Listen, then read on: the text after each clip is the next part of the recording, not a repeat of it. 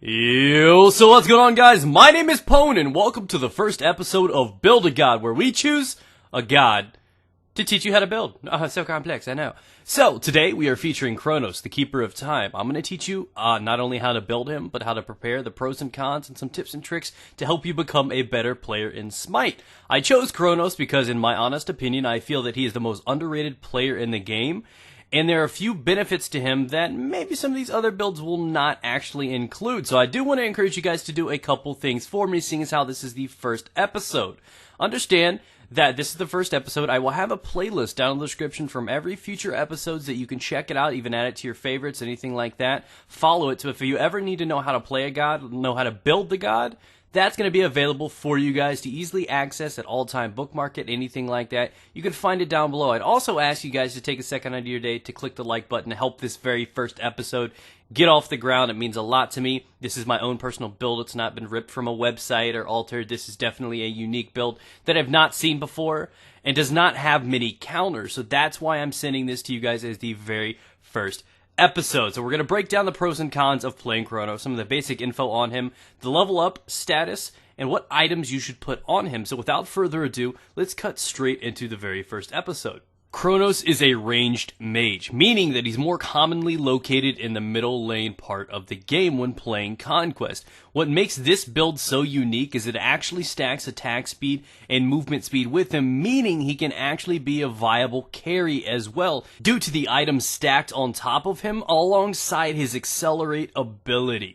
So without further ado, let's talk a little bit about his actual skills. Chronos' passive is called Wheel of Time. When activated with his second move, Accelerate, it stops this wheel for 8 seconds. There are 4 sections on the actual Wheel of Time. Each one of them had their own unique buff and ability. If you stop it on the first section, it heals 1.5% of his max health per second. The second grid is 75% of mana refund on abilities. The third is 20% magical power.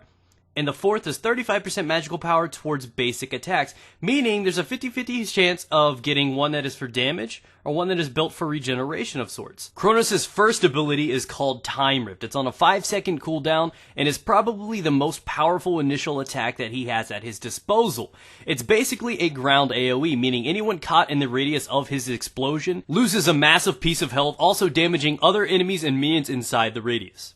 Chronos' second ability is called Accelerate. It grants an initial 20% movement speed with an additional 10, 15, 20, 25, and 30% over time, depending on how many skill points you actually have contributed to Accelerate. On top of that, you also get a boosted attack speed, 20, 25, 30, 35, and up to 40% attack speed when you have all 5 skill points designated to Accelerate. Not only is this that important, it lasts for 8 seconds and also stops his passive, the Wheel of Time, making this one of the most valuable pieces to this build. His third ability is called Stop Time. Chronos casts a ball in a line, damaging enemies upon initial contact and stunning them for 1 second. Upon stun, it hits them for a second time.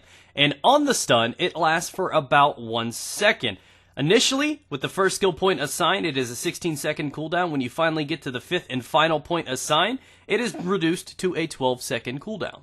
His fourth and final skill is called Rewind. Chronos rewinds 8 seconds back to land in the location he was 8 seconds ago, restoring all health and mana at that time and also resetting all of his cooldowns, giving him basically a second chance.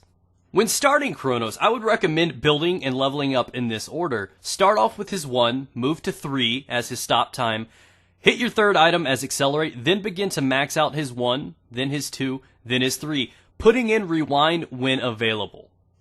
Now the moment you've all been waiting for is actually the build for Chronos. Now what I like to start with is just completely up to you. I start with Vampiric Shroud, I go with the original shoes, the 600 coin, and then I use the additional 2 for maybe a mana potion, but for the most part I usually go 2 health pots.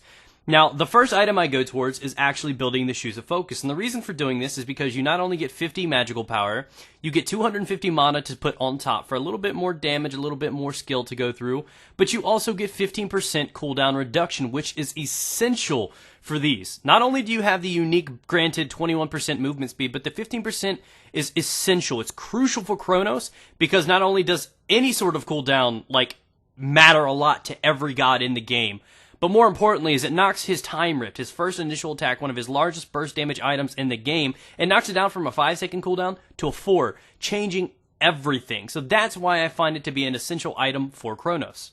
The second item I recommend to build on Chronos is actually Demonic Grip, and the reason for being is you get a granted 60 magical power on top of a 25% attack speed boost at tier 3. Stack it on top of its passive, which actually reduces magical protection. You've got a hell of a strong second item.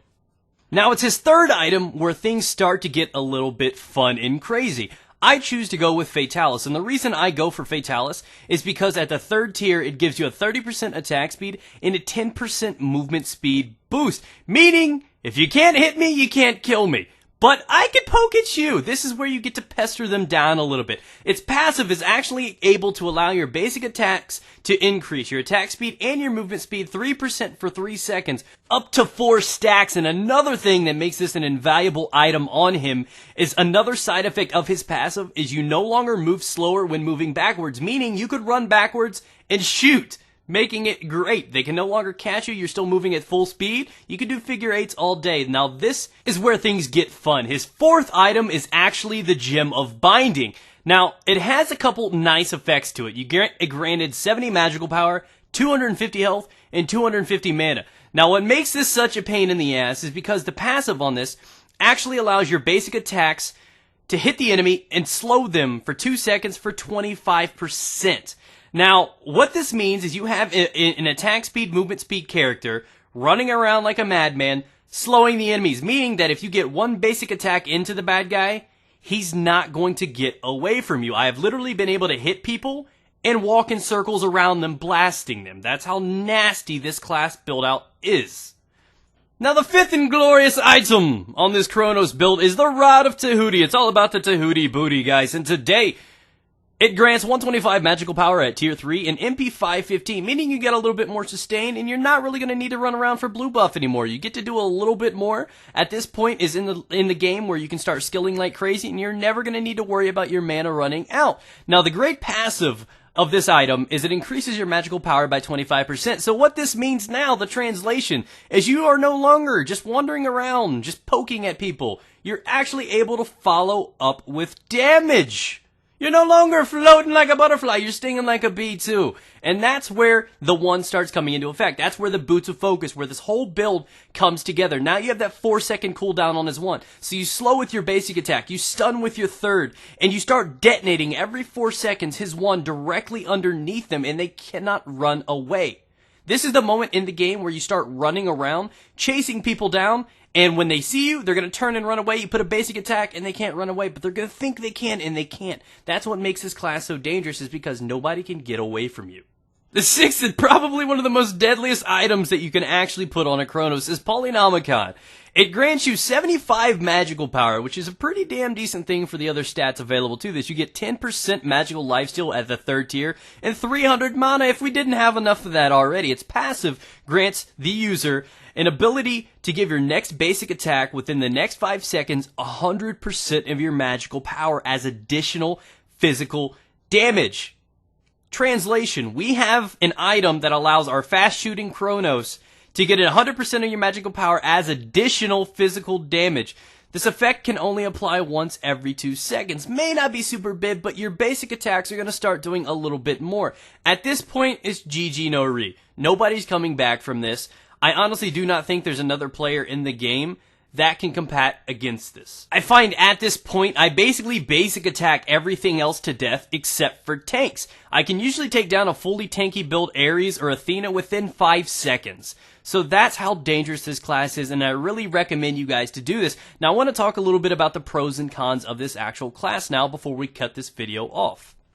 So let's talk a little bit about the pros and cons of playing with this build on Chronos. Now the pros are quite simple. He's a great to mid-late game carry, making him extremely dangerous. Also, his ability to roam and split push is insane. It gets to the point where his one, just even 15 or 20 minutes in the game, his first basic skill attack is going to start chunking down, making massive damage, pushing waves. You push the 3 through there, and because it hits twice, it does massive damage. He's got great split push ability, not only because of his evade, but his CC as well. So his 3 can stun if he needs to. He can always ultimate out of a situation.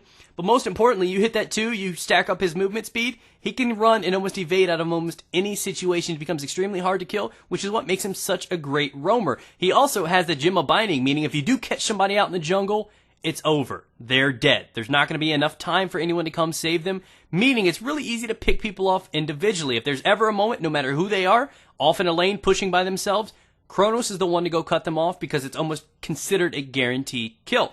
Now, let's talk about the cons. Obviously, as him being a mage, and there not being any really defensive items in this build, he's extremely squishy. Now, the problem is hitting him. Auto attacks is kind of not going to happen because of his movement speed, especially when you accelerate. They're just not going to be able to hit you with any sort of skill shots, meaning that you're just going to be able to poke at them bit by bit until they die.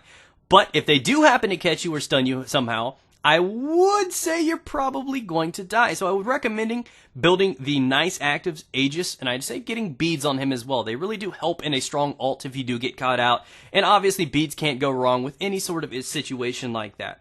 Now, the other con, and this is something you have to take into consideration while playing with this build, is he is not very solid early game. Now, there are a lot of times where you're going to get pushed under tower. You're going to have to worry about it a little bit, but once you get around to building the Fatalis and you get the Gem of Binding, then you get to fight back. Like I said, it's just sustaining that long. Obviously, in the first rush, the 10 minutes, you may not be doing the best in the world. I'm not saying you can't kill. I'm just saying it's a little bit more difficult. It's not to where this class gets extremely deadly until you're around the Gem of Binding and Rod of Tahuti. At that point, there is no return for them. So I want to thank you guys for watching this very first episode. Like I said, check in the description for all the details. If you're just wanting to find the build, it'll always be down there. If you ever need to come back to this video like, oh, I wonder what that build with Pwn was, you don't have to watch the whole thing again. You can always find it located in the description below if you want to take a look at it. But I would recommend you try to sit out at least one time to see how to play him, how to build him, and about the pros and cons of it. So, without further ado, I want to thank you guys for watching. Be sure to leave a like rating on the video as it is heavily appreciated. And if I ever catch any of you guys using this build on me, I'm going to judo chop you in the throat with my foot. That's just a warning to you guys. Don't use my builds on me, please. Plux. Have a good day, guys. Stay moist.